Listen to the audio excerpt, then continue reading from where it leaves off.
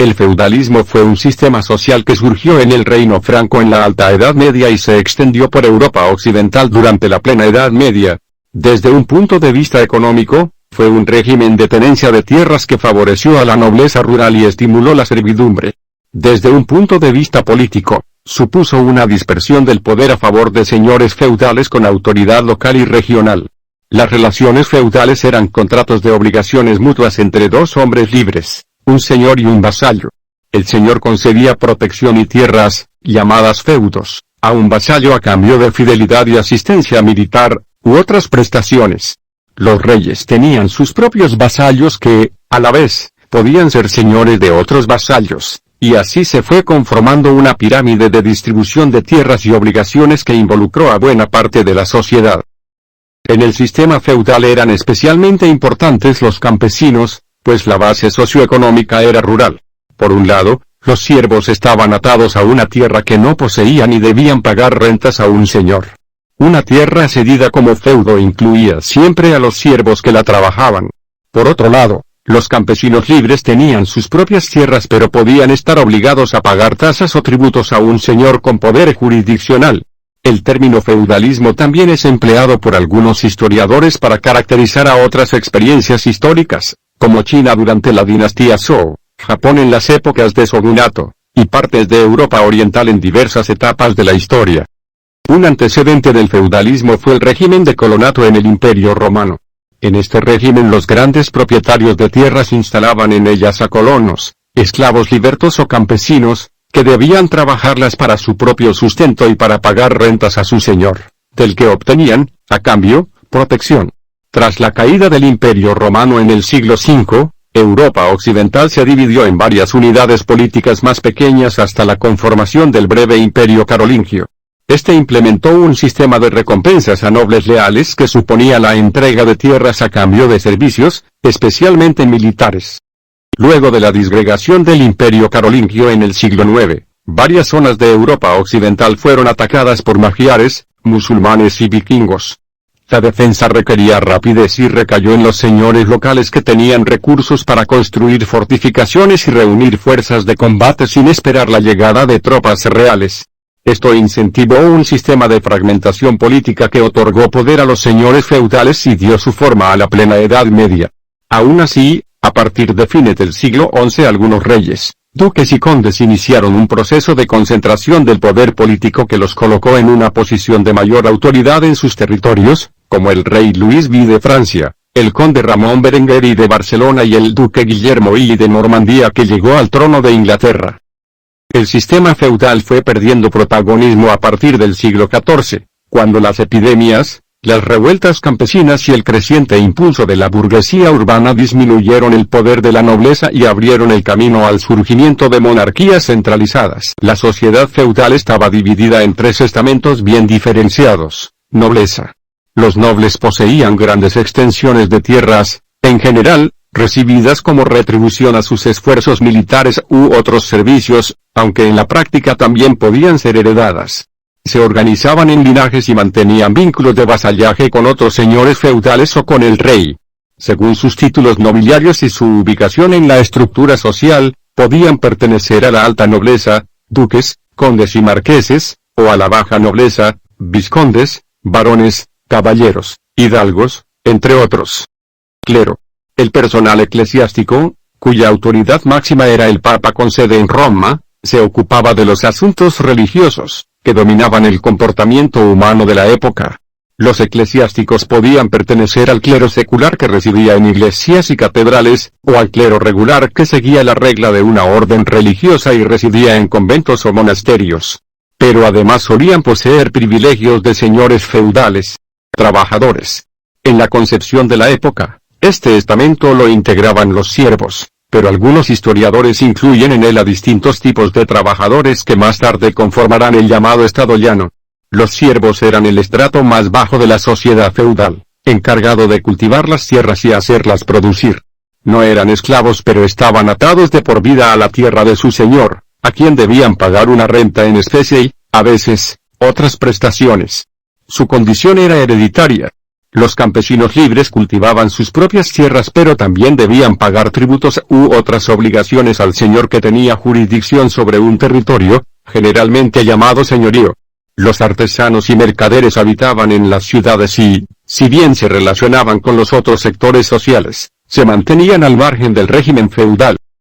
La Iglesia y los nobles justificaban este orden argumentando que cada estamento tenía una función determinada por Dios: orar, clero, luchar, nobleza, y trabajar, siervos y campesinos. La máxima autoridad en un reino era el rey o emperador, pero en la práctica este también dependía de las relaciones de vasallaje con otros nobles. Los señores feudales solían tener más poder fáctico que el rey dentro de los límites de sus propias tierras. Una de las instituciones más importantes del feudalismo fue el vasallaje. Este consistía en un contrato de obligaciones mutuas entre dos hombres libres, el señor y el vasallo. El vasallaje era un compromiso de fidelidad y servicio por parte del vasallo, principalmente en materia militar, aunque también podía ser un pago, y obligaciones de protección o manutención por parte del señor. De esta manera, el señor otorgaba a sus vasallos feudos, es decir, tierras, con los siervos que las ocupaban, sobre las que los vasallos pasaban a tener derechos de usufructo. Por su parte, los vasallos quedaban comprometidos a asistir a su señor cada vez que éste los convocara. Los caballeros también eran vasallos de un señor, noble o rey, pero no siempre recibían un feudo a cambio de su servicio. El vasallaje atravesaba a buena parte de la sociedad feudal. Un rey podía ser señor de un vasallo noble a quien le entregaba un feudo, y este a su vez ser señor de otros vasallos con similares compromisos. El contrato de vasallaje entre nobles se formalizaba con una ceremonia de juramento que incluía el homenaje y la investidura. Un vasallo que no cumplía con su juramento incurría en felonía y podía perder el feudo. Un señor que faltaba a sus deberes podía fomentar la ruptura del juramento por parte del vasallo y la exigencia de una reparación. En esta clase de sociedad, un señor feudal con numerosos vasallos podía adquirir a veces más poder que el propio rey. Durante los tiempos del feudalismo surgió la figura del caballero, que se convirtió en motivo literario ya en los cantares de gesta medievales y en las novelas de caballería del siglo XVI, parodiadas en la célebre novela de Miguel de Cervantes el ingenioso hidalgo Don Quijote de la Mancha. Los caballeros eran jinetes guerreros profesionales que estaban al servicio de un rey o señor feudal. Algunos recibían un feudo en vasallaje. En general, antes de ser armados caballeros debían cumplir una serie de etapas, comenzando como pajes y escuderos, y debían poder adquirir su propio equipamiento militar, como la espada y la armadura. La caballería fue un importante componente militar que ofrecía movilidad y fuerza de ataque, pero también se convirtió en un ideal de honor y devoción religiosa. El caballero debía seguir un estricto código de conducta. Su participación en las cruzadas fue especialmente importante, y algunas órdenes religioso-militares católicas, como los caballeros templarios y los caballeros teutones, nacieron al calor de estas campañas bélicas. Uno de los hechos más importantes del siglo XI fue el cisma que separó a la Iglesia Católica Occidental de la Iglesia Ortodoxa Oriental, 1054. Pero en esos años, la Iglesia Católica experimentó además un movimiento de reformas provocado por las críticas a la corrupción y a prácticas como la venta de oficios eclesiásticos y la investidura religiosa realizada por laicos, de acuerdo con los principios del vasallaje pero en contra de la doctrina de la Iglesia. Algunos de estos movimientos reformistas provenían de monasterios como el de Cluny en Francia, pero la disputa por el nombramiento de clérigos, e incluso del Papa, enfrentó a la Iglesia con el Sacro Imperio Romano Germánico en la llamada querella de las investiduras, entre 1075 y 1122. Finalmente, se llegó al acuerdo de que los laicos no podían investir clérigos ni escoger al sumo pontífice, y que éste debía ser elegido por un colegio de cardenales. Esto aseguró la supremacía papal en materia religiosa. En la sociedad feudal, los eclesiásticos, sobre todo, obispos y abades, podían disfrutar de los privilegios que les ofrecía su posición en el orden feudal, poseían tierras y explotaban siervos. Pero además aportaban una justificación ideológica al sistema. Según la Iglesia Católica, los reyes gobernaban por la gracia de Dios, y el rígido orden social imperante, que provocaba toda clase de padecimientos a quienes no pertenecían a los estamentos privilegiados, emanaba de Dios y no debía ser cuestionado. Una de las iniciativas más importantes de la Iglesia Católica en los años del feudalismo fue su auspicio de las cruzadas. La primera de estas expediciones militares a Tierra Santa nació de un llamado que hizo el Papa Urbano I a toda la cristiandad, que incluía a los reinos y nobles del cristianismo occidental en acuerdo con el Imperio bizantino, con el fin de expulsar al Imperio turco selyúcida de los santos lugares. Solo la primera de estas cruzadas fue exitosa para la cristiandad, pero tuvo importantes consecuencias, como la creación de órdenes religioso-militares, el afianzamiento del fervor religioso y la apertura de rutas comerciales a través del Mediterráneo. Las derrotas en las siguientes cruzadas tuvieron efectos adversos para la Iglesia y otros sectores privilegiados. La generación de riqueza durante los años del feudalismo provenía básicamente de la agricultura y la ganadería, a cargo de los siervos y de los campesinos libres. Era una economía rural que experimentó un crecimiento entre los siglos VI y debido a la expansión de tierras cultivables producto de las roturaciones y la rotación trienal, sobre todo en Francia, Inglaterra, Alemania y Países Bajos. También fue importante la incorporación de mejoras en el arado y el uso de molinos. La economía feudal dependía de rentas y tributos. Los siervos debían pagar en especie, grano, animales de cría u otros productos agropecuarios, el derecho a vivir en las tierras del señor. En algunos casos también debían cumplir prestaciones como fuerza de trabajo, por ejemplo, en la reserva señorial. Los campesinos libres también debían pagar rentas o tributos, generalmente en especie. El señorío de Van otorgaba a algunos señores un poder jurisdiccional sobre un territorio en el que podían impartir justicia y cobrar tasas por el uso de puentes, hornos, molinos u otras instalaciones a su cargo. Otra especie de tributo era el diezmo, originariamente una contribución del 10% de lo producido destinado a la manutención del clero. En los primeros años de la sociedad feudal, el comercio era muy limitado y el urbanismo característico del Imperio Romano había sido reemplazado por una ruralización casi absoluta de la economía, con excepción de algunas ciudades italianas. Sin embargo, las ciudades y el comercio vivieron un resurgimiento a partir de fines del siglo XI. Las innovaciones agrícolas permitieron generar mayores excedentes productivos, que eran orientados a la compra de productos artesanales, como telas o nuevas herramientas. Estas, a la vez, mejoraban la producción y ampliaban los excedentes agrícolas, lo que permitía expandir el ciclo. Estas transacciones se realizaban habitualmente en burgos o ciudades que habitaban artesanos y mercaderes, conocidos como burgueses. Estaban ubicadas junto a castillos o en el cruce de caminos y solían estar amuralladas. Estas ciudades albergaban mercados que solían recibir la protección de señores. El impulso comercial promovió también la celebración de ferias estacionales que implicaban intercambios a mayor escala. En estos espacios empezó a circular cada vez más la moneda y, con el tiempo, algunos mercaderes y artesanos comenzaron a ofrecer préstamos y se convirtieron en los primeros banqueros y financistas. Los habitantes de las ciudades se organizaban en talleres y gremios por oficio y gozaban de una creciente autonomía respecto a los señores feudales. Obtenían franquicias y otras libertades garantizadas por el rey, y en algunas ciudades lograron la conformación de un gobierno autónomo con sus propias ordenanzas municipales. Los sectores más enriquecidos conformaban un patriciado urbano.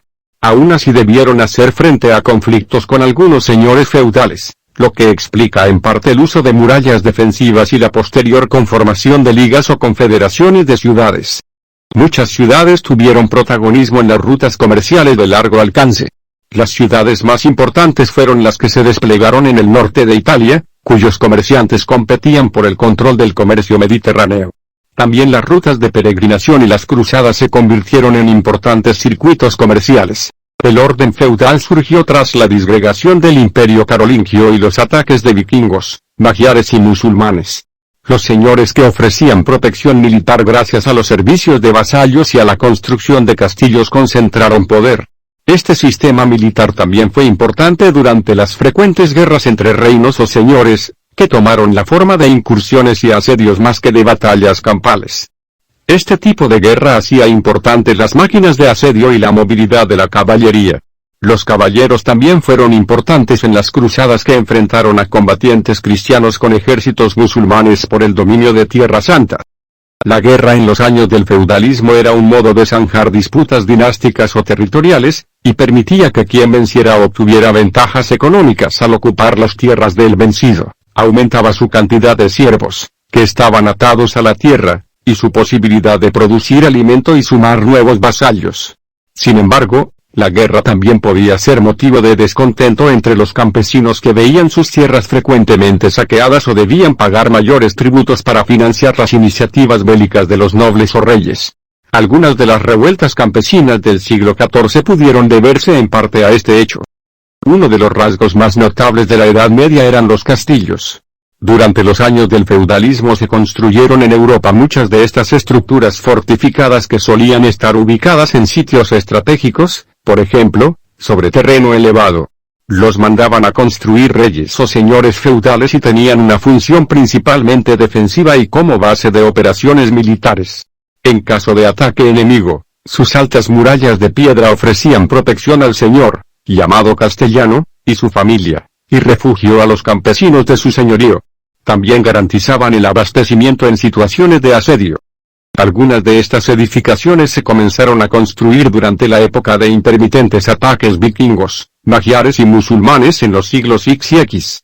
Con el paso del tiempo, las técnicas de construcción se perfeccionaron. Frecuentemente eran castillos concéntricos, es decir, que tenían una doble muralla, exterior e interior, y disponían de una o más torres, patios interiores y, a veces, un foso periférico. Además de su función defensiva, los castillos servían como residencia permanente o temporal del señor, quien solía recibir allí a sus vasallos. También lo habitaban hombres de armas y servidores. Durante las cruzadas, se construyeron castillos en territorio asiático, como el imponente Krak de los Caballeros Hospitalarios en la actual Siria. La declinación del feudalismo en Europa occidental durante el siglo XIV se debió a varias razones. Las guerras, las epidemias y las migraciones a las ciudades disminuyeron la población en el campo. La escasez de mano de obra estimuló el fin de la servidumbre. Los nobles, que debieron hacer frente a importantes revueltas campesinas, fueron perdiendo poder político. En las guerras, especialmente en el contexto de la Guerra de los 100 años, los reyes comenzaron a depender más de mercenarios que de sus vasallos, mientras que estos pagaban sus obligaciones con moneda.